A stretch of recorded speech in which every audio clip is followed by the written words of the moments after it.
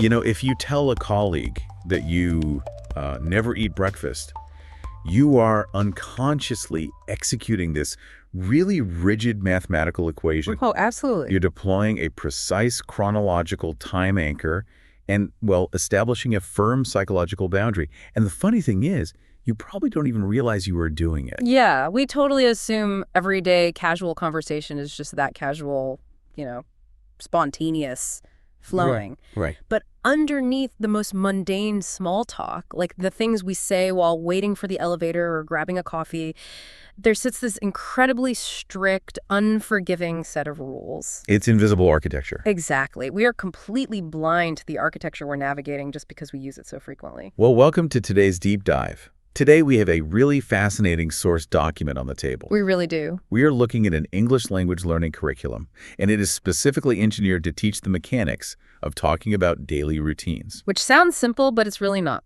Not at all. Our mission today is to take a magnifying glass to those hidden linguistic formulas that structure our everyday small talk. Welcome to LearnEng, the podcast where real conversations help you speak English with confidence. Every episode, we break down real English the way it's actually spoken, through stories, topics, and everyday talk. Hi, Bella. And I'm Ryan, and this is LearnEng. So grab your headphones, relax, and let's learn together. We want to reveal how fundamental textbook grammar actually shapes human connection. And how you, the listener, use these invisible frameworks every single day. I mean, looking at native intuition through the lens of a beginner's curriculum is just a fantastic exercise. It really forces us to reverse engineer our own intuition. Yeah, it takes the mundane reality of our mornings and breaks it down into, structural, load-bearing pillars. Because you do these things every single day. Waking up, pouring coffee, sitting in traffic. Commuting to the office. Right. But have you ever stopped to analyze the precise mathematical and grammatical rules that you automatically deploy to describe those ordinary moments to others? Probably not. We all have a morning routine, but trying to map it out clearly exposes the complex code of our daily interactions. Okay, let's unpack this. Why are daily routines so central to how we communicate in the first place? Well, if we connect this to the bigger picture, it really comes down to social lubrication. Just keeping the wheels turning. Exactly. When you meet someone new, or when you're catching up with an acquaintance, the ultimate drivers of that interaction are questions like, what do you do? Or how is your day going? Right. If you lack the linguistic tools to answer those questions smoothly, the conversation just abruptly halts. It creates immediate social friction. It's the conversational equivalent of a 404 error. The page just will not load. Yes. And according to the source document, the absolute backbone of these routine conversations, the underlying code, is a grammatical structure called the present simple tense. Right. Statements like, I wake up, or she starts work. Or he has lunch. Exactly. Mastering that specific structure isn't just about passing a written grammar test. It is the primary vehicle for maintaining the flow of human interaction. It's everywhere. It is ubiquitous in human speech, which makes it the most vital tool we have for conversational momentum. I was reading through the curriculum's explanation of this, and the best analogy I could come up with for the present simple tense is that it functions like a smartphone's default setting. Oh, I like that. Or like its base operating system. It represents the firmware of your life. Right. When you use the present simple, you are not describing an app that you are actively downloading and installing right this very second. That would be the present continuous tense. Right, a temporary action. Exactly. You were describing the background software that is just permanently running. The present simple is the baseline. It communicates profound stability to the person listening. When you say, I drink coffee, you are telling the listener, this is the normal, established pattern of my existence. And once you successfully establish that baseline operating system, the listener feels grounded. Yeah, and the conversation can actually move forward into more complex territory. So we have the basic structure, the firmware. But how do we actually measure the rhythm of those habits? Like, how do we communicate the specific frequency of these background applications running in our lives? Well, the curriculum gets incredibly precise here. It provides a framework for adults who need to consciously learn what native speakers just feel instinctively. The actual data points. Exactly. The source material maps out frequency using 4 specific adverbs, and what's brilliant is that they are presented as rigid mathematical percentages. The literal math of small talk. Let's run through these because I want to see how each one functions. Sure. The first vocabulary phrase the text gives us is Always. The curriculum defines this as a strict 100% frequency, every single day, no exceptions. Right, so always functions as a hard-coded constant in your routine. When you say, I always have a glass of water first thing in the morning, you are leaving zero room for ambiguity. The listener understands this is a locked-in, unchangeable data point in your day. It's absolute. Then we step down to the phrase usually. The text pegs this at roughly 80% frequency. It represents most of the time, like the normal expected pattern of your life. Usually is fascinating because it builds a margin of error into the grammar. I usually wake up at 7, implies a standard data point, but it inherently allows for the messy reality of human life. Right, like a weekend. Exactly. It tells the listener that while 7 is the rule, a weekend sleep-in is an accepted anomaly. Okay, we drop down again to the phrase sometimes, which operates at an even 50%. That's the variable you use to introduce spontaneity. I sometimes go to the gym after work, splits the probability right down the middle, signaling to the listener that the action is a coin toss depending on the day's variables. And finally, we hit the phrase never, which represents an absolute 0% frequency. Total absence of the activity. 0%, yeah. But I want to push back on how we think about this word, because the text highlights a very specific rule that exposes how English handles absence. Because never is an absolute 0, English strictly forbids adding an extra negative word to the sentence. That is a massive conceptual hurdle for language learners. In many Romance languages, double negatives are the standard protocol to express a negative thought. You stack negatives to reinforce the absence. Right, exactly. But in English, you do not say, I never don't eat breakfast. You simply say, I never eat breakfast. Yeah, you don't double up. I initially thought of never as this black hole that absorbs other words. But looking at it through our tech analogy, it's more like an ultimate override code. Oh, that's a great way to put it. The moment you input never, it instantly terminates the action across the board, making any additional negative commands redundant and actually syntactically invalid. It is a highly efficient piece of code. And, to organize these mathematical frequencies, the text introduces secondary tools called time-of-day anchors. Let's test these anchors out. The curriculum lists 4 primary ones. The first is in the morning. That anchor serves as the opening chronological folder. It tells the listener that the habits you are about to list belong to the startup sequence of your day. Okay, the next anchor is in the afternoon. Here, you are shifting the listener into the midday processing phase. You are actively sorting your data so the listener doesn't have to. Then we have in the evening. This creates a distinct psychological boundary, usually signaling the wind-down protocol or the shift from professional to personal routines. And the final anchor is at night, which acts as the closing folder, the final sequence before a full system reboot. By using these anchors, you aren't just throwing all your daily habits at someone in a random, overwhelming pile. You're organizing it. Yeah, you're packaging the information into clear, digestible, chronological boxes. It completely prevents cognitive overload for the listener. If I say, in the afternoon, I usually check my emails, I've provided both the time folder and the mathematical frequency. It's incredibly easy for you to process. You are bringing order to the chaos of a full 24-hour period. But knowing the vocabulary and the math is really only half the battle. Sounding natural while deploying this code is a completely different challenge. Oh, absolutely. The source material spends a significant amount of time addressing how to move from sounding like a clinical textbook to engaging in actual flowing human conversation. Making that leap from basic mechanical comprehension to true fluency requires adopting the metaphorical shortcuts that native speakers rely on. The text points to phrasal verbs to achieve this. It specifically contrasts the phrase arrive at with the phrase get to. Right. Grammatically speaking, saying I arrive at work by 9 is perfectly correct. Yeah. But the text insists that I get to work by 9 is the superior native-sounding choice.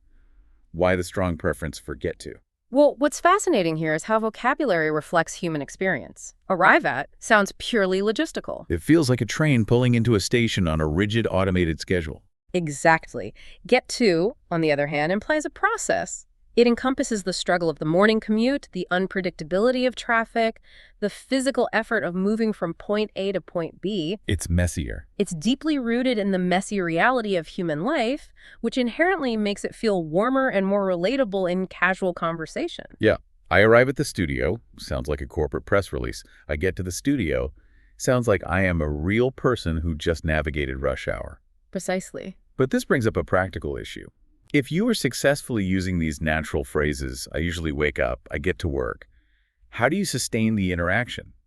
Nobody wants to be trapped at a networking event listening to someone endlessly recite their own chronological folders. Right, that is the inherent danger of learning language mechanics in isolation. You learn how to broadcast data, but not how to establish a network connection. So what's the fix? The curriculum's solution to this is to teach the learner to build a conversational loop by instantly recycling the exact same vocabulary structure. Instead of generating an entirely new topic, you just mirror the code back to them. You bounce the exact same grammatical ball back over the net. You say, I usually have coffee first thing in the morning. Do you usually cook breakfast or do you skip it? Or, I never exercise before work. Do you ever exercise in the morning? By echoing the frequency words and the time anchors, you are inviting the other person to populate your grammatical framework with their own data. It creates a rhythm. Yeah, a sustainable volley. You transform a stagnant monologue into forward conversational momentum. It takes the pressure off entirely. You don't need to invent new linguistic structures. You just reuse the function they just handed you. Exactly. But even with a solid framework, the source outlines 3 very specific linguistic potholes where the code frequently breaks down for learners. Yes. These are the hidden syntax errors that cause the system to crash. Right. Let's imagine I'm trying to build a sentence, and I hit pothole number 1. Adverb placement. The rigid rule is that frequency adverbs must go before the main verb. I have to say, I always drink coffee. I cannot say I drink always coffee. Why does English demand that order? English prioritizes the mathematical frequency before the action itself. The language wants the listener to know the probability of the event before they even know what the event is. That's interesting. It is highly counterintuitive for speakers of Romance languages, where the adverb typically trails the verb. I want to challenge this rule, though, because my brain immediately found an exception. What about the phrase, I am always tired? In that sentence, the frequency word always comes after the verb am.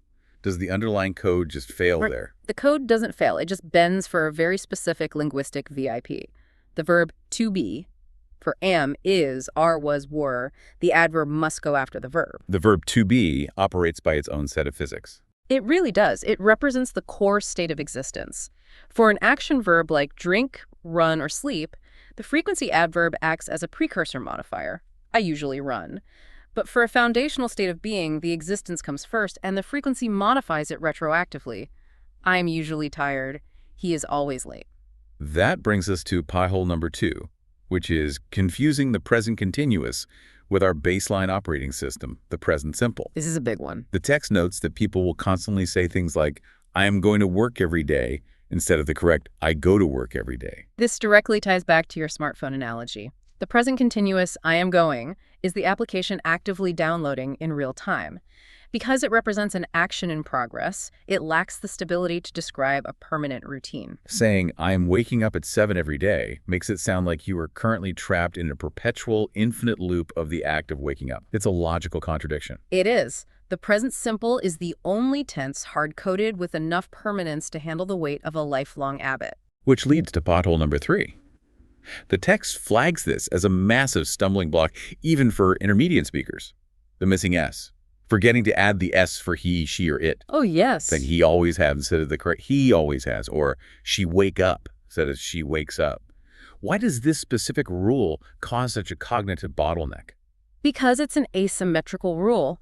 A language learner's brain relies heavily on pattern recognition to reduce cognitive load. I wake, you wake, we wake, they wake. The pattern is humming along smoothly. Then suddenly, for just he, she, and it, the structure demands a physical alteration to the verb. It forces the speaker to manually intervene in the pattern just for a tiny fraction of pronouns. It breaks the rhythm just enough to cause a physical stumble in speech. It's the one line of code that requires active, conscious thought in a process that is supposed to be fully automated. Well, the curriculum actually includes a 3-part diagnostic quiz to stress test these exact mechanics, and I want to run my own hypothetical routine through it right now to see how the system holds up. Application is the only way to truly verify the architecture. Okay, let's walk you through it. Question 1. 1 targets adverb placement. Let's look at the phrase wake up late. Do I build the sentence as always I wake up late or I always wake up late? Based on the first structural rule, English requires the probability to precede the action. Therefore, the code compiles correctly as I always wake up late. Perfect. Question. To stress test the tense for a daily habit. Am I supposed to say, I am going to the gym every morning, or I go to the gym every morning? Every morning dictates a permanent routine. The active downloading phase of the continuous tense will crash here. You must use the stable firmware. I go to the gym every morning. And question 3 requires us to debug a broken sentence. She always have breakfast at 8. This triggers the asymmetrical third-person rule. The pronoun she mandates the addition of the s. The root verb have must transform to accommodate it. The debug sentence is, she always has breakfast at 8. So what does this all mean for you, the listener? Seeing how these 3 simple diagnostic answers function changes your entire relationship with the language. It moves you from just memorizing a list of vocabulary words to truly understanding the hidden mechanics of human fluency. You stop seeing language as a list of words and start seeing it as a structural framework. Once you comprehend the engineering behind the sentences, you can manipulate the code to build any interaction you want. Let's do a final system check of the essential tools needed to properly structure a day in English, based on this deep dive into the curriculum. First, you deploy your 4 mathematical frequencies. Always, usually, sometimes, and never. Those establish the definitive probability of your actions. Then, you implement your time anchors to build the chronological interface, in the morning, in the afternoon, in the evening, and at night. Those provide the necessary UI folders so the listener can parse your data without cognitive overload. You run all of these commands on the foundational firmware of the present simple tense, using natural process verbs like get to. And finally, you navigate the 3 syntax traps. Placing the adverb before the action, keeping continuous tenses out of permanent routines, and accommodating the asymmetrical he, she, its s rule. It is an astonishingly robust and unforgiving toolkit for something we casually dismiss as just small talk. It truly is. Yeah. And I want to leave you with a challenge, a practical application. I want you to mentally draft 3 sentences right now about your own morning routine. Sure. Run your life through the code. Test it out. Try to use always, Yeah. usually, or sometimes, along with a time anchor. Test it out in your head and marvel at how perfectly your messy, chaotic, real human life is forced to fit into these rigid mathematical formulas just so you can communicate it to someone else. You know, as you run that mental exercise, it brings up a really profound final thought to mull over. We have spent this deep dive exploring how English demands these strict, specific grammatical structures to differentiate between a fleeting moment and a permanent habit. But it makes you wonder about the psychological impact of utilizing that code every single day. Wait, does the way we speak alter the way we think? If the definitive way we are grammatically forced to talk about our daily routines requires us to label them as permanent firmware, does that shape how unchangeable those habits feel to us in our own minds? Wow. If you must linguistically categorize an action as a fixed part of your default setting just to express it to a colleague, do you subconsciously convince your own brain that your routines are much harder to break than they actually are? So the grammar of our routine might actually be trapping us in the psychology of our routine. That is a massive concept to think about the next time you casually tell a friend that you always get to the office early. Suddenly, exploring the invisible architecture beneath the surface is showing us a lot more than just textbook grammar. It's showing us how we construct the boundaries of our own reality. One strictly coded sentence at a time. Thank you for joining us on this exploration of the invisible rules that guide our days. Keep questioning the code, keep analyzing the structures around you, and we will see you on the next deep dive.